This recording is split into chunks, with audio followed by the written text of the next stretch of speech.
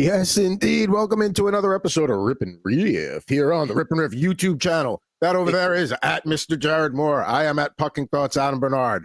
What did I say? You didn't say anything, but because this is a live show, you know during live shows I like to send out veiled threats. Oh yeah. Don't watch the show, and I sent a good one just now. Oh, not to be rude, but I'm gonna have to go look on the old Twitter machine or X machine now and see what that was. But yes, welcome into another. We're going live today. We're the Monday taping thing was fine. Fridays works better for us, so we're just gonna come at you live randomly here on Friday mornings, afternoons, somewhere. Depending upon where you are in the country. Let me see what Jared's got here as we get things going here. We got baseball, we got basketball today. It's MLB opening weekend. Not too much hockey today. We're gonna be doing so much hockey in the next coming months here. Let's see here. Watch this, or I will sign you up for a political automated text. Nobody wants those. Nobody. Nobody wants those. And this is the time of year where you're relieved that you're not getting them. Just wait till the midterms. You'll be really upset. So you better watch. You better be watching the show, or you're going to be on a mailing list. You know who's actually really bad about that? Believe it or not, and they came up on the show either last week or a couple weeks ago. The band Tool. Like I signed up for their text alerts because I'm a big fan. And they send stuff out once or at least twice a week. It's easy. Your overpriced merchandise. Just once in a while. I don't need twice a week. Get out of here. Nobody else does that. That's way too much. I signed up for one with one of the video game stores near me. Asked me to sign up for one, and they're like, "No, we're only going to text you once or twice a year." And to be fair, they actually only do it once or twice a year, so I appreciate it. That's the thing. To me, less is more. If I got a text from a hobby shop saying special deal right now, once every 6 months, I'm paying attention. I'm like, oh, they're running a special deal. I got to see what they got. You send it to me every week. It's yeah. I know you got a special deal. Great. Whatever. Anyway, we're here to rip cards today. We're going to talk a little John Gruden unboxing videos. We're also going to talk about my colleague's apparent hidden ability to pick against the spread in college basketball, according to a VSiN.com contest. We're going to get to that. I'm not letting that go today. But before we get to that, we got a little business here. The Ovometer is going strong here. He's at 889. He's got 6 to go. Didn't get one last night against the Wild, but he's got a chance. Sunday at home at Buffalo. That seems ripe for a goal or two right there. Yeah, especially against the Lindy Ruff coach defense. And also, I heard nothing you said. Once again, I see Wayne Gretzky's face on there. I just start laughing. Basically, he's got 6 to go. He's got a maybe that Boston or Carolina will be tough. I think he gets a couple here, but with 10 games to go, it's going to be cutting it close if we get it before the end of the regular season. But I think. Well, I was about to ask you that. Do you want to see it happen before the end of the regular season, or do you want to see this carry over through the entire summer and the next year? Now, it doesn't really matter because Ovechkin's under contract for next year, so he'll be back regardless. But part of me kind of wants to just get this done and over with and out of the way, and not have to hear the whole narrative about this over the summer, because it's going to happen at some point regardless. So here's my thing. It would be in a perfect world, I almost don't mind it happening next year, because if it happens next year, it's going to happen sometime in mid to late October, potentially early November if he's a slow start next year. And it gives the NHL a good storyline and something to get excited about at a time of the year when usually NHL is so far off the radar. For guys like us, hockey's important, but at the time of the year, football still reigns supreme a little bit. It happens before the end of the season. There's going to be a ton of fanfare about it, but it's almost going to get lost in the, the battle for this wild card spot, or who's going to win this division. You know what I mean? So, all right, in that regard, I'm going to go. I don't want to say conspiracy theory, but I'm going to go. Galaxy brain here on you, and on why I want it to happen next year. Why I don't want it to happen this year. Okay. Because if you remember, I don't want to say that this is the sole reason why the Capitals are good this year, but a big part of the reason why the Capitals are good this year is the fact that they have $16 million sitting on LTIR between Nick Backstrom and TJ Oshie, because they're not playing. They're probably never going to play again. And the Caps are able to use all that money to get, all these other players to replace them. So let's just kind of call that what it is. So the Capitals, regardless of whether or not they get this record or not this year, they're going to get, they're going to have a playoff run, and it's probably going to be a somewhat deep playoff run, at least 2 rounds, maybe 3. Maybe they go to the Cup final. Who knows? Ovechkin's 40. Like it's going to be a grueling cup run regardless. Who knows how many of these he actually has left in him. If he doesn't get the record, he's going to feel obligated to obviously play next year and, push to try to get that. If he gets the record, then maybe, if he has the record in hand already, maybe he's just like one of these guys where he's like, all these aches and pains from this playoff run, might want to sit out until April, one of those kind of deals. So, part of me really wants 40-year-old Alex Ovechkin to have to actually work hard in October and November next year to get this. The argument for getting it done, at least for his sake, getting it done before the end of the regular season this year, because what if he just comes out ice cold, and then that becomes a story where he's like 4 away, and we're approaching Thanksgiving, and he's still like 2 away, like 3 away. Yeah, that's what that could happen. I mean, listen, Ovechkin has shown no signs of slowing down in the goal scoring department, so I don't know. But I mean, he is 39. He does play a heavy brand of hockey, like you said. It could be another deep run for the Capitals for the playoffs this year. So, I mean, if you look at their remaining schedule: Sabres, Bruins, Hurricanes, Blackhawks, Islanders, Hurricanes, Blue Jackets, Islanders, Penguins. I think he's getting it before the end of the year. There's enough garbage teams and garbage defenses in there where you would think he would, and he doesn't necessarily have to just do it against garbage teams. Like he's very capable of doing it against, you said the Hurricanes and the Blue Jackets a few times. So we'll see. Now, it'll be fun to watch either way down the stretch. I mean, I'm paying attention to Capitals games regardless. I mean, I even went to the game a few weeks ago in San Jose just because at the time I bought the tickets, there was a chance, but I still got to see one. I got to see 887. That was cool. But you also don't know how many more times you're going to get to see them, so there's that too. Well, I mean, for next year, I already have the Penguins circled that if I can make that game, I want to go see Crosby one more time. I mean, having season tickets with the Rangers, you get spoiled because you see the Penguins and the Capitals all the time, regular season playoffs, all that. Now out here on the West Coast, I mean, I don't get to see those guys anymore. So definitely going to try and get to the Penguins next year. But let's get a little pack ripper lineup going here. It is college basketball season. It is MLB opening weekend. We don't count the Japan games. That's like a thing in its own. But we do have some college basketball today. We got 2 teams. We got 4 teams into the Elite 8 last night. Duke got in. Texas Tech rallied. Florida won. And Alabama beat BYU. The other 4 will get set tonight. You see there, Bowman U. Looking at all of them are technically rookies. No huge names in that group. Chet Holmgren would be nice.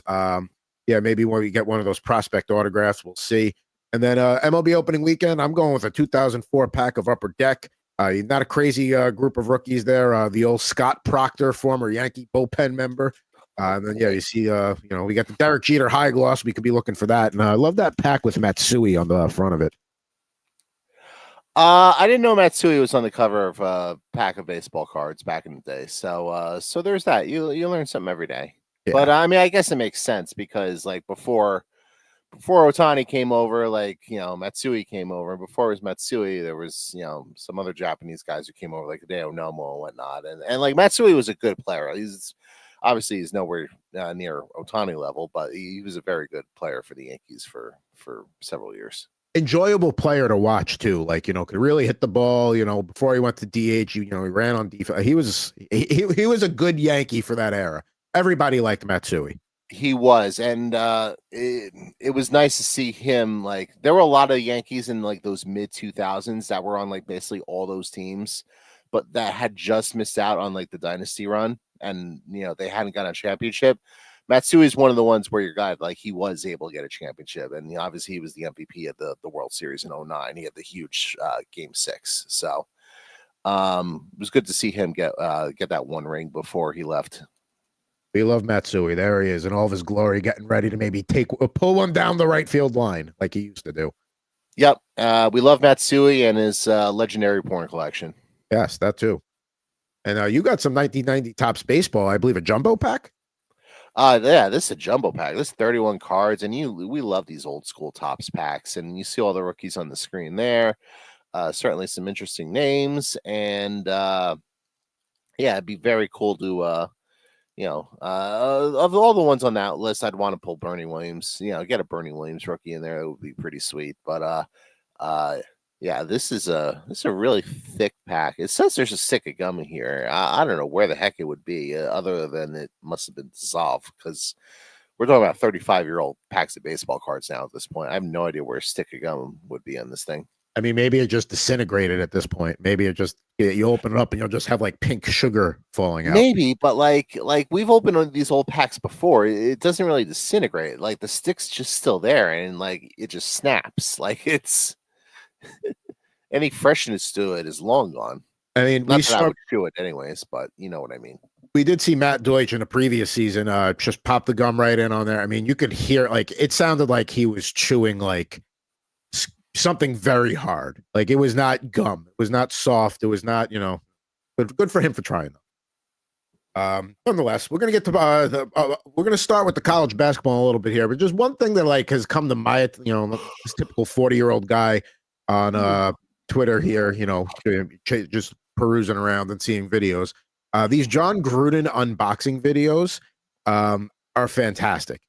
Basically, I don't know how it started, but they started sending these like huge boxes. I'm talking like what you get Costco paper towels in when they delivered, like one of those boxes of like random memorabilia. Basketball programs and college football programs started sending it. Some NFL teams send it to them, and it's like, I used to be like, how do these kids like enjoy watching other kids open presents on like social media? I totally get it now. It's like sports memorabilia.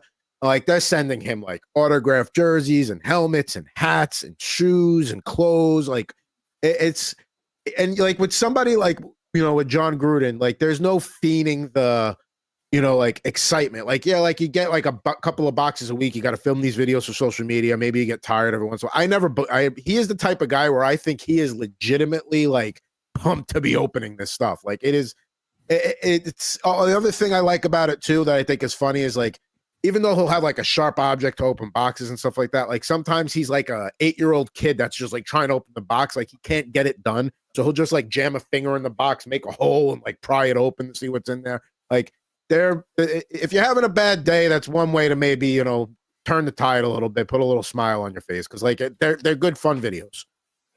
All right, I need to watch one of these just so I can see what you're talking about. But I can imagine like that Gruden like boyish enthusiasm of like trying to rip into a box and whatnot. I guess part of me just wonders, all right, how much of this is an act for the cameras, and how much of this is this, being the real John Gruden? Because we've seen some pretty unsavory allegations as though like who the real John Gruden is, and I'll just leave it at that. I don't disagree with that aspect of it, but I will say I think his enthusiasm to get like this, like the Raiders sent them one. They sent like a Max Crosby autographed jersey. Like, it's that stuff. Not aside, but they're enjoyable videos to watch, and apparently they're getting big on social media now.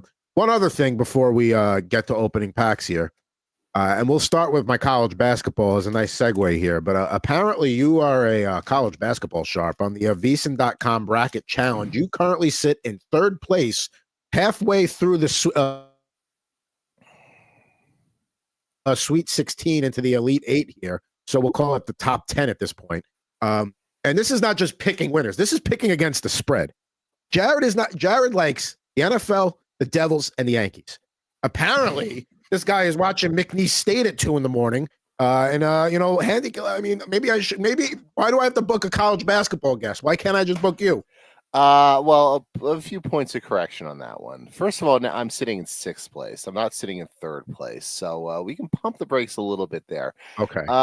I have had some success with this contest, the VSiN bracket challenge. I did not have a good night last night in the first half of the Sweet 16. I don't want to gripe against it, because we are talking about the company that employs us. I did lock in some games and wanted to make changes and couldn't figure out how to make changes on the website. So that was a whole other thing. And one of the games I lost was one of the games I wanted to change. And the other game I pushed on the over for Maryland, Florida as well. So Yeah, I had a strong round of 32, which is why I moved up in the standings as well as I did. And it looks like we're gonna give it all back in the Sweet 16 round. So I mean, we shall see. I have Purdue and Michigan with the points tonight, so we'll see how both of those go. Purdue and Michigan with the points. All right. Now, because there was a short deadline between the round of 32 at 64 and 32, I couldn't put picks in for the second round, so I was pretty much out of it at that point. But we'll see. I remember the way the point system's structured. You're actually probably not out of it because like you get so many more points for all these other games. It's like, well, yeah, you miss out on the whole round's worth of points. But if you do really well in all the subsequent rounds, you can make up a lot of that ground really fast. Well, my thing is like, so I remembered like after the first game on Saturday had gone final and the second one was still going on. I'm like, all right, there's still 14 games left to pick from, and I have to pick 10. I figured, all right, so I have a limited pool. Nope, it locked. And I was like, all right. So let's do a little college basketball here. And then we'll get to the baseball opening day. Talk a little bit about, I mean, there's only one game in the books for the teams we care about, but nonetheless, let's see what we got here. All right. Bowman U, shout out to baseball cards and memorabilia. And hey, look, we said we wanted a Chet Holmgren. There it is. I mean, it's not good. It doesn't have the Gonzaga on it. It's got, got that obvious generic jersey look there, but there it is. That's my problem with these cards is the fact that they don't have the license to use the schools, and you have the whole generic logo there, or just a generic jersey. They're all going to be like that now, and like it's just gonna, to me, it just distracts from the card. I completely agree. Like my Thursday night adult league hockey jerseys look better than that. Right. And that's not, I mean, I get why it happens, but we got Alan Flanagan here. Another one there. And then let's see, we got Johnny Juzang. Looks like a UCLA jersey there. And then finally we close with a Joey Baker heat check. That's a cool looking card. Couldn't tell you anything about Joey Baker. It's a cool card. Yeah, that's a cool card. I would guess it's Duke from that particular jersey, but yeah, we're not college basketball experts here. I mean, go check out Greg Peterson if you want that.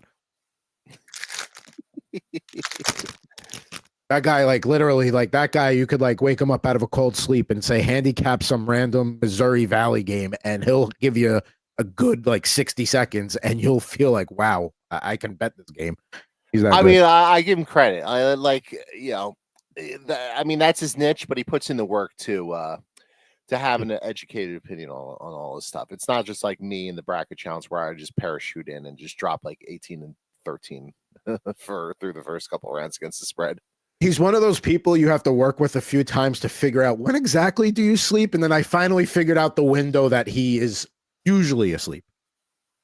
I'm not convinced. I'm not convinced he does sleep. So put it that way. Like when I was up this morning producing the Beast by the Books, like he was still up. So yeah, he's a dynamo in that regard. We go to, and he's a guy that could probably he could probably do an hour on all these guys. We got Ty Washington there. Let's see what else we got. A Logan Duncombe. That is just a terrible. That looks like he's like a picture day basketball 8th grade church league photo. That is 100% what this photo is. Over there. On a related note, this might be pull of the day. Like the card is so bad. Man, come on. I like he don't even look happy there. I mean, look at that. He looks so less than thrilled to be taken. It's like, come on, mom, let's get this over with. Buddy, you should be happy. You're getting that NIL money. Like this is part of that. Yeah, man. I mean, listen, I'm sure you're not getting the same NIL money as like a Cooper Flag, but you got some money rolling in. Another guy we mentioned on the the quote unquote rookies, Drew Timmy, jamming one home there. I forgot. And then we've got, I believe, son of Dikembe Mutombo is Ryan Mutombo, and that's clearly a Georgetown jersey, so would make sense. Yeah, the late great Dikembe Mutombo. So the late great. Yeah. I mean, just on the court defensively, in the commercials with Geico. I mean, tell me where he fell short. I don't know where. He's a hell of a player. And then we have a championship. I honestly don't remember. Now I'm curious. Because that was the thing. There was a period where he bounced around a lot. I know he got there with the 76ers. I don't know if he was ever just like a part of a championship team. 8-time All-Star, 2-time total rebound champ, block. No rings. No. 8-time All-Star. Yeah, so I would guess he came up short there. Brad Davison, pink parallel there. Good looking card. We got one more of these, and then we're going to baseball. Looks like Greg Peterson doing a beer review. You're right. We kid Greg because we love. No, Greg is just a top-notch human being too. You know. And when March Madness is over, like I know you work hard. I know the work never stops. But like seriously, man, like go sit by the pool at Circa for a day, and like not with your just relax, man. Don't worry about it. Watch a baseball because he does baseball too. So like, there's I literally no break for him. The poor guy's going to be working through October, and then by then, like college hoops is about to start up again. Yeah, the guy just again, just it never stops for him. The guy keeps going. So we got another Johnny Juzang card there. Next we've got Matthew Cleveland, which sounds like a fake name, like you would use like if you were calling somebody but didn't want to use it, like at a strip club or whatever. I don't know. No, you know what it sounds like. You remember reading Bill Simmons back in the day? You remember the Reggie Cleveland All Stars? Oh yeah, I remember that. Like that sounds like I mean, it's the same last name. It's Reggie Cleveland. This is Matthew Cleveland. I have no idea if there's any relation. Probably not, but probably not. I would guess probably not because with a name like Reggie Cleveland, you would think that he's black, and I believe he was white. That was the whole premise of the Reggie Cleveland All Stars: is people who were a different race than what their name sounded like. There's a whole Seinfeld episode about around Elaine dating a guy she wasn't sure, what race he was. Good stuff. Right. We got Tamar Bates parallel here, pink parallel. 2 more cards to go. We got Shaden Sharp here. Here's another decent name there in the list that we showed earlier on the pack ripping lineup, getting ready to slam one home. And then we close. We got Ryan Matumbo, who's a son of one basketball legend. Here's another son of a basketball legend, Jimmy Boeheim, or potentially grandson. I think. I don't know. I think that's grandson. Yeah, that can't be son. You're right. Actually, you know what? No, I'm not sure. I think with Boeheim, it actually was his son. I think a lot of his sons were, he was already well into being an adult when he had his sons. Let's see. He trying to find. So he was. I don't know. It's trying to like find like it says on like son of blah blah blah. Yeah. Okay. And apparently he played at Cornell or transferred to Cornell, or now he's at Syracuse. I don't know. But anyway, there we go. Little college basketball, just because it's the time of the year. And we'll finish that box next week. There's 4 more packs to go. But we got plenty of baseball to get to today. I've only got I've only got an 8 potentially 9 card pack here, and then Jared's going to bring us home with a 30 packer of Topps 1990 baseball classic look. Oh yeah, 31. We got to make sure we get that right. All right. So we start here, and some of the names should be fun because this was a good era for baseball. I mean, it was arguably the best era for baseball. This is right around the tail end of it. So yeah, because I think 03 was the year the Mitchell Report came out. So, and this is 04. So this is actually, I love the look of these cards. We start with a Josh Phelps card, but I mean, nice looking cards here. Like subtle, but got some detail. Nice, just an overall good looking card. Nice design of the cards and an underrated Blue Jays look. I like those Blue Jays jerseys. I feel like I sat through a lot of Yankee Blue Jays games those summers, take the train up to the Bronx, get some seats behind upper deck, behind home plate for like $20 or something like that. I probably saw the Blue Jays roughly like 100 times between like 2003 and 2009. I probably saw them 100 times in person. Yeah, there was a lot of when they had what was it, like 19 games against your division opponents, but the schedule back then, if it's still like that, I don't know. Yeah, I know more about Vernon Wells than Vernon Wells himself. No, but and then he played for the Yankees. Oh, that was crazy. Sean Green, that's a really sharp look there in front of the scoreboard of him throwing one in. That is, and also another former Blue Jay. So there you go. These are, I wish there was more of these packs at the store. I may have to go back and clean out if they have any more left. We've got, this one's kind of confusing because it's the Alex Rodriguez with the Texas Rangers, but they're wearing the yeah, it looks like a Washington Senators throwback there. Yeah, Washington Senators throwback there, and looks like he's turning the double play with Miguel Tejada sliding into second base.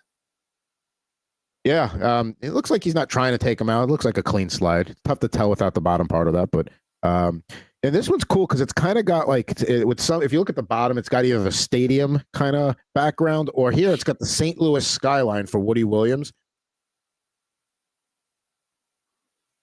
Look at the bottom; you can kind of see the Golden Arch there. Yeah, you can see the St. Louis Arch there. That's nice. So, I like that. That's a cool design. I like that. Let's see, advertising for Upper Deck Digital. I can never get into the online cards; just not my thing. We got a couple of star rookies here. We got Franklin Herman from the Detroit Tigers. Not quite a star rookie there. Maybe the second one will be better.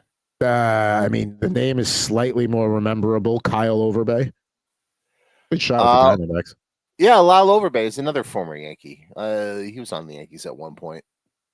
That's Kyle Overbay. No, Lyle Overbay. Should be Lyle Overbay. Yeah, Lyle Overbay. I don't know why I said Kyle. But there we go. It's a good looking card. I like this pack. I may have to find more online. A couple more cards to go here. We got Young. This is a name. Young Bong with the Braves. I don't remember him. I don't remember him at all. I mean, it's a hell of a name there, but I do not remember him at all. Now we're gonna close. We got a couple of good ones here. We got this is a Upper Deck 25 salute. Jim Thome there with the Phillies. That's a nice one. That is pretty sweet. Yeah, I remember when he went to the Phillies too, and that felt like a really big deal at the time. The fact that he left the Indians, he signed that big market, that big money deal with the Phillies, and he had a few productive years with the Phillies there as well. I mean, he's one of the all-time great home run hitters, so not really surprising. And everyone says one of the all-time great good guys as well, which I wouldn't know. I've never met Jim Thome, but I mean, I'll take everyone else's word for it. Never suspected that guy was on steroids. That guy got big and strong on probably eating a dozen eggs and a slab of bacon for breakfast every day. That's how he got big and strong. Right. He had lumberjack strength. Yeah. I remember when we would play the different various baseball games. You do a home run derby with your buddies. We all had a nobody can pick Jim Thome rule because it's unfair to pick Jim Thome. And then we closed the pack here. We talked about how much we love Hideki Matsui. We get part of his Rookie Chronicles insert series here. July 11th, 03 begins a 10-game hitting streak, and there he is in all of his glory. That's a keeper right there. I love that card. That's a pretty sweet card. What's up with those two little boxes on the left that it's kind of like I don't want to say faded out. Is it like a hologram or is that like a scratch? That's not like they're a scratch. Just like negatives, I guess, or like a different black and white. Like they're not they're not like reflective or anything like that. They're just, I think, different. I know what that is. It's the black and white smaller version, and then the one zoomed in on his face. That's what that is. Okay, I see what it is. All right. A couple of good cards there to close that pack. I'm happy with that pack. I may make a run today to see if there's more. I forgot Matsui was 55. I mean, the 55 now in the Yankees is Carlos Rodon, who pitched well yesterday. He's entering year 3 as a Yankee, and they're going to need a big year out of him as well, especially with all the injuries they're dealing with in the rotation. So hopefully it's off to a good start. Yeah, I mean, listen, the Brewers, I think, was a good opponent. It's a good team from last year. Good opening day win. There's 161 of these to go. I will say, the Yankee fans that are talking trash about Juan Soto striking out to end the game. It's like it's game 1 of 161. Can you stop? I mean, I had a little fun with it on Twitter this morning. I don't know if you saw. I just wrote True Met. I get it. I mean, the needling between the Yankees and the Mets never ends. But there's going to be a lot of that when you leave one team for the other. We're not quick to forgive and we're not quick to forget. And it's gone both ways. David Cone, Darryl Strawberry, just a couple that I could think of off the top of my head. Armando Benitez was another one that played for both. Definitely some history there. So here we go. We're getting ready to do some Topps baseball here. And you got your classic little checkoff list in the very beginning, very first card, and we got 30 cards in this pack. So we will go through these really quickly. Don Robinson with the Giants, there's a reason why we went with these cards. Classic look there. I mean, that's what a baseball card is right there. Kenny Rogers, former Yankee, here with the Rangers. Bob McClure, and you look at the mustache on him. I feel like we've had Bob McClure come up on the show once or twice in the past, but people forget Kenny Rogers threw a perfect game with the Texas Rangers. You're right. People do forget that. Rick Honeycutt with the Athletics. Longtime pitching coach now in Major League Baseball. So there's that. And it's going to continue throwing me off that they're just the Athletics now. And they're not Sacramento. They're not Oakland. They're not Las Vegas. They're just the Athletics. So they should have been the California Athletics, just to kind of like needle the Angels a little bit on the way out. I don't know. But by the way, Rick Honeycutt, one of the all-time great pitching names. It's a great name for a pitcher. Is a fantastic name for a pitcher. Todd Stottlemyre with the Blue Jays, another classic Blue Jays look there when they won their championships, because this was a couple of years before that. And son of a longtime Yankee pitching coach Mel Stottlemyre. Yep, Brian Dubois with the Detroit Tigers. The guy looks like he could be an extra for Rookie of the Year because he looks like he's 14 years old. Looks like he took his little league photo a little too seriously in that one. Yep. Brian Meyer with the Houston Astros. Kind of looks like Jeff Kent a little bit. Yeah, he does. Jeff Kent. He had started with the Mets and then went on to play with the Dodgers and the Giants. Jeff Robinson with the Pirates. I mean, these are classic looks here. And this is a classic shot of the old Three Rivers Stadium as well in the background. You know, those old cookie cutter stadiums back in the 60s and 70s and when they all existed. Was it like Three Rivers, Riverfront, the old Busch Stadium, like the old Veterans Stadium in Philly was one. There's a few others too. The one in Atlanta, I guess, was Fulton County Stadium. Yeah, they all had the old that Milwaukee Stadium. Yeah. Let's see, Julio Machado with the Mets. Oh, love the glasses. That screams late 80s, early 90s. Those frames. I think they've come back. He's not wearing glasses. That's just the shadow from the hat. Yeah, no glasses there. Oh, okay. Either that or he's got like a skin condition, which I don't want to poke fun at if he's got like a weird like pigmentation thing. Yeah. Bucky Bleeping Dent, the manager of the New York Yankees at the time. Forgot he was a manager for a little while. This might be the front runner for poll of the day. That we got Bucky Dent as the manager of the Yankees. John Wetland, the Yankee closer during the 1996 World Series here with the Dodgers. Turned out to be a tremendous piece of shit. Wally Backman. I wouldn't say he's a piece of shit, but he's a guy who never really got his opportunity to be a big league manager. He's probably still managing somewhere in the independent leagues or some shit. Yeah. Tough, part of that Lenny Dykstra tough as nails kind of mentality era. Right. Rich Monteleone with the Angels, smiling for his photo. So very nice to see that. I'm sure Mom was proud. He was part of that awful Yankees rotation of the late 80s and early 90s. Mark Carrion from the Mets. So we have that one as well. Here is the insert card with the stick of gum.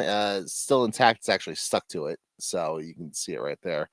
Well, it's not stuck to it. It came off pretty quickly, but we're gonna throw that away. There's zero chance we're putting that in our mouths. And the little this is the sent away for Topps magazine. Fill out your info in the front of it, and I'm sure send a check or a money order for however much it cost back then, and they'll send you Topps magazine. We still have like 15 cards to go. We got a ton of these here. Pat Borders with the Blue Jays, pretty good catcher in his day. Yes, he was. Eric Show with the Padres. We'll go through all these really quickly. Dave Stewart with the Athletics. Love Dave Stewart. Great studio analyst for the Athletics, like just top notch. Here's one of those rookies that we were hoping to get, Gary Sheffield, a guy who should be in the Hall of Fame but is not. And it's kind of BS why he's not, but we'll leave it at that. Billy Swift with the Seattle Mariners. Another good pitcher in his day. Mike Moore with the Athletics. We certainly got our money's worth here. There's nothing but card after card after card. Mark Gubzika with the Kansas City Royals. I love the Royals look there. Mark Gubzika, I believe, is the Angels or was the Angels TV analyst for a while. Tony Armas with the Angels. Alan Davis with the Mariners. There we go. Hall of Famer Paul Molitor with the Brewers. Pretty decent pack here. Lance Parrish with the Angels. Good catcher in his day. Randy McCammon with the Giants. There we go. The old Candlestick Park. Another one of those cookie cutters. I believe he just got into the Hall of Fame. Dale Murphy with the Braves, right? Dale Murphy just got in the Hall of Fame, correct? I believe so. We're going to double check that on the old baseball reference. But yeah, I think he got in the last class last year. No. Is according to baseball reference, not a member of the Hall of Fame. Two-time MVP. I thought he got voted in one of those veterans committees or something. He got a Clemente Humanitarian Award, 5-time Gold Glover, 4-time Silver Slugger, 7-time All-Star, 2-time MVP, but not in the Hall of Fame. That feels like something that should be rectified. I'm sorry. Like, kind of is what it is. I mean, it's not a steroid thing with him. You know what I mean? No, it's not. George Bell with the Blue Jays. Good hitter. One of my mom's favorite players who I don't think he was ever a Met, but someone she just admired as a player, but Benito Santiago, longtime catcher. He stiffed me for an autograph as a kid. Not a fan of that. And last but not least, this might be a rookie card. I don't think it quite is because he debuted in '89. Yeah, so not quite a rookie card. Joey Bell, but I believe he's better known as Albert Bell. Yeah, let's double check that. But yeah, Benito, what team did you ask if Santiago played for? Well, he played for the Padres, but I feel like he played for a bunch of other teams as well. I remember him with the Giants. I think he played with the Reds as well. Phillies, Marlins, Royals, and Pirates. Yeah, so overall, pretty solid pack. There we go. Good pack there. You got a couple of rookies. Wasn't the Bernie Williams rookie. Wasn't the Luis Soho rookie, who was maybe the Hideki Matsui of his era in terms of just being beloved by everybody in the clubhouse and just a good all-around player.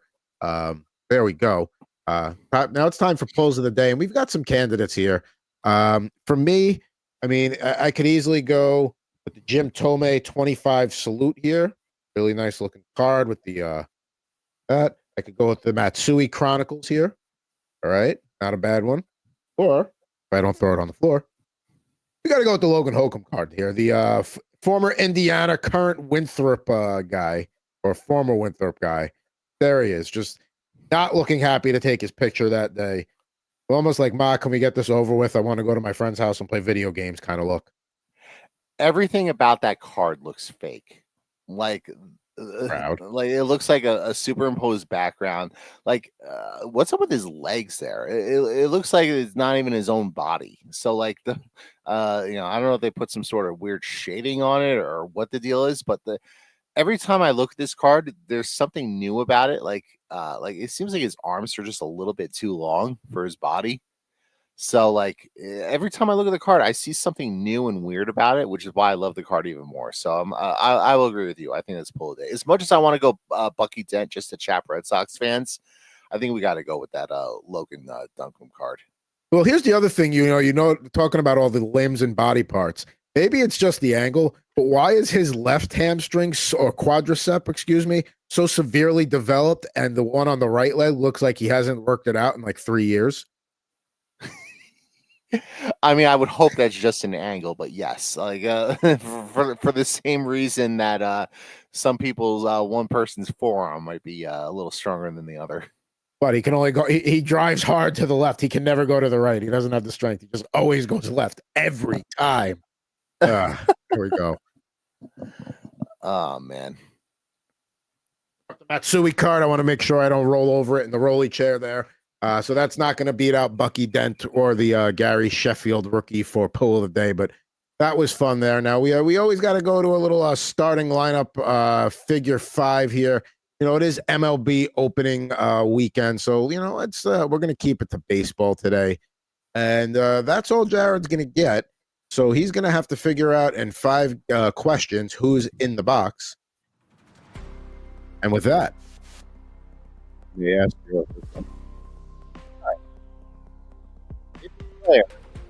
Play for the New York Yankees. He sure did. Oh, he sure did. Is this player depicted as a New York Yankee on the starting lineup? He is, but you would remember him also from another team, and we have unboxed him before with that other team. Okay. This is going to be an oddly specific question. Was this player on the 1996 World Series champion New York Yankees? No, he was not. He had gone back to his previous team by then. He was with the Yankees prior to that. He was with the Yankees prior to that. So he was with a team, then went to the Yankees, then went to another team, and then went back to his first team.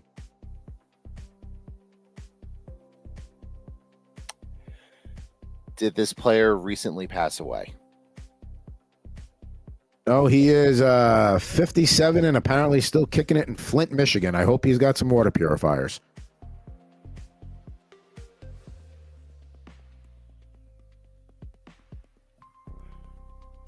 We're trying to figure out if that was a reference to something. Oh, I'm on his baseball reference page. I was going to say that's a reference to the fact that the water in Flint, Michigan still might not be very good after all these years. Now I'm genuinely confused because I had very specific leans for those last two questions, and the fact it's not either one, and I only got one left, so I don't really want to waste the question. And I do have one more hint I'll give you at the end that might cinch it for you, so we'll see. Okay, so this player played for the Yankees. Not for long. And he was depicted as a Yankee in the starting lineup, but he was not on the 96 championship team, and he's still alive. That is all correct. Okay.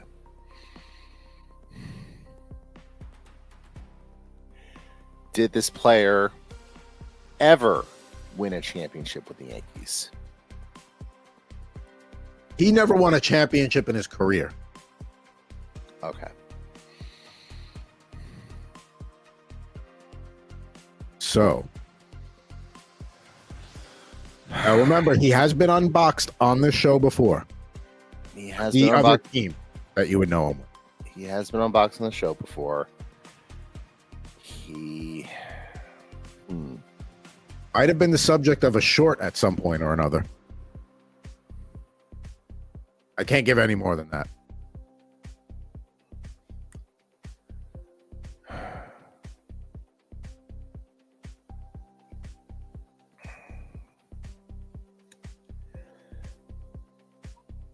I'm genuinely stumped, and I should know it obviously because we have done this on the show before. We can talk through this a little bit, and we can certainly rule out some names because my first lean was Wade Boggs, who I'm pretty sure we have done on the show before. Obviously, yes. That's not going to be the correct answer. And my second lean was Ricky Henderson. Ooh, so good, two good, using good all the leans that obviously clues. aren't correct. But using all the clues, those would I would totally see why your brain would go down either of those paths. Yeah, so that's sort of where I was leaning with some of the questions that I wound up burning on those. Boy, this is gonna really bother me when I don't get it. I'd like to give you more of a hand, but I can't.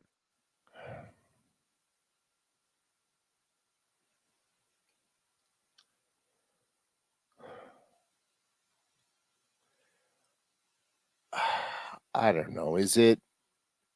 It's a pitcher.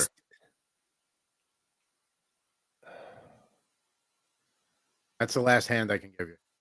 Came over the Yankees before. No, he was on one of them. Was he? Is it Jimmy Key? Ooh, I do have a Jimmy Key in the box downstairs, and that would be a good guess, but I believe he was on the 96 World Series team. Yeah, I think he was. I think he was. I think he started game 2. Is it Sterling Hitchcock?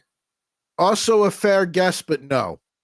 It is Jim Abbott. Oh, yeah, of course we've done Jim Abbott before. God damn it. I did say I'd give you a hand a couple of times, but that went right over your head. So, well, obviously it went right over my head. Oh, man. Nonetheless, he has been unboxed as an Angel before. And I was surprised they had one as a Yankee, but I saw somebody post one in a claim sale. I'm like, I gotta have that. But yeah, trying to see if we could see like the details. I think they might have actually done the other hand the right way with the glove on it. So we'll have to find out at another date and time. Thanks, Jared. Bum. Price is Right. Sad. I'm so mad. And the thing was, like, Ricky Henderson, Wade Boggs, those were all like, again, you like to say right church, wrong pew, but because he had the no hitter in '95, and then so he started with the Angels, then he went to the Yankees in '93 and '94, and then in '95 he played with the Angels and the White Sox, and then the Angels for a little while, then back to the White Sox, and then finished with the Brewers. Did not remember all those other stops. No. Nonetheless, he will be joining.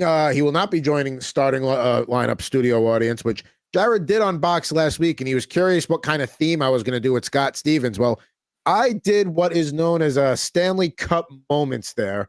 You can see Scott Stevens about to hit Paul Correa, opposite jersey colors, but nonetheless, there it is. And then one from my childhood, the penalty shot in Game 4 of the '94 Stanley Cup Finals. There's Pavel Bure going in on Mike Richter.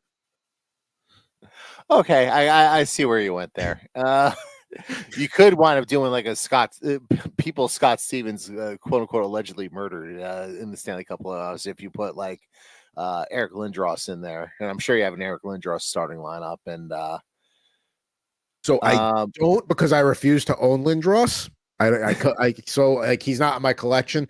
My resident Flyers, I don't even have the box opened yet. I'm saving it for an episode when Rob Pepitone comes on, maybe. It's Bobby Clark and Bernie Parent. It's like a classics. So, oh, okay, you got a classics one. I was gonna say like you probably have like a Mike Renberg or something. I had one. I sold it. It was part of the for sale stuff. If they had made a John LeClair Flyers one, I probably would have got that. I have John LeClair on the Canadians because he was the only Flyer from the Legion of Doom era that I liked. I was like, yeah, I'd take that guy on my team. Right. Nonetheless, we'll figure out what we're gonna do for starting lineups next week. Maybe Jared will get back off. We'll get back in a victory column, and we'll get 2 in a row. Or we'll start a streak of 2 in a row. Now, I know you got on your way to deal with some poker later on. So what do you got going on with Jared Moore Poker? I'm still working on my travel vlog for my trip up to Turning Stone. That only cost me a little over $2,500, as well as I don't want to say it cost me my dignity, but it cost me, certainly a shot to my ego. So there's that. So I'm working on that. That'll eventually drop on the channel once I actually get time to produce it and make it and have it look halfway presentable. But until then, I will just keep teasing it. When you said lose my dignity, I think of that random Simpsons reference where I believe it was like a eating apron that says I lost my dignity at Wes's Rib House or something like that. I forget what episode that's from, but I forget which one too, but you know exactly what I'm talking about. I know exactly what you're talking about. And by the way, that was my other lean with the Yankees as well. You mentioned like a short or something. I was like, it can't be fucking Steve Sachs. Also had a couple of starting lineups. Hey, Saxy boy, there's been a few murders in New York. Wouldn't know anything about that, would you? Saxy boy. Love that. All about the Jersey Giants. So Devil's stretch run here. What do we got on the site? I wrote the other day about how this team is exhausting to watch because they just find ways to lose games. And this was after they blew the Vancouver game on Monday in the manner that they did. So I don't know what I'm going to write yet for this week. We'll come up with something, I'm sure. I mean, they got the central road trip right now. So like they're in Winnipeg tonight and Minnesota back-to-back tomorrow and I think Monday or something. That's not an easy trip there. I believe the Minnesota's a home and home. Yeah, it's like Minnesota's a home and home. Minnesota's not playing well right now, though. So, like, they should be able to win those games. Like, I expect them to get dick stomped in Winnipeg tonight. But, yeah, because the last time they played Winnipeg, they couldn't have played any worse. Would you rather be curb stomped or dick stomped? It's tough. Wait, did I say dick stomped? I meant yes. to say curb stomped. That's why I'm asking, because apparently it's a new thing. I didn't know we were doing that now. I'm just making up words now. All right, so we'll go to Total Hockey now. New episode came out yesterday. There was no curb or dick stomping on that one. You guys are professionals. I'm not a professional. We did make our predictions for what the playoff matchups are going to be and did like an early playoff bracket all the way through. No surprise, Chris has the Canadians upsetting the Capitals in the first round.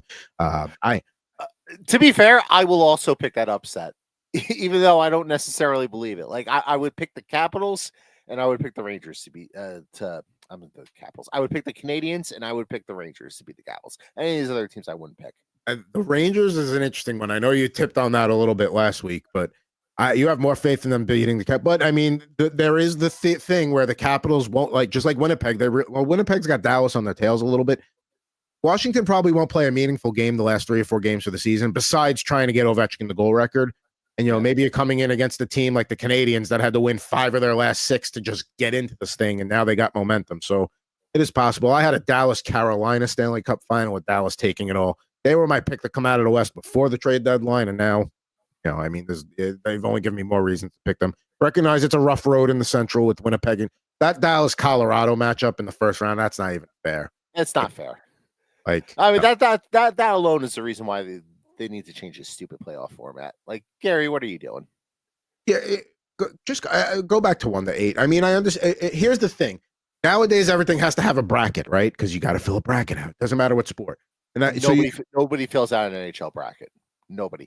That's something that Gary has convinced people in the NHL office to do, probably through fear or something. Is like, you better fill out this fucking bracket or I'm firing all you motherfuckers. Well, you know what? Then the simple solution is compromise. You go through a 1 through 8, but no reseeding, and that way you can still have a bracket, and that's it. And then that's the way to do it down the middle. I prefer a traditional 1 through 8 reseeding.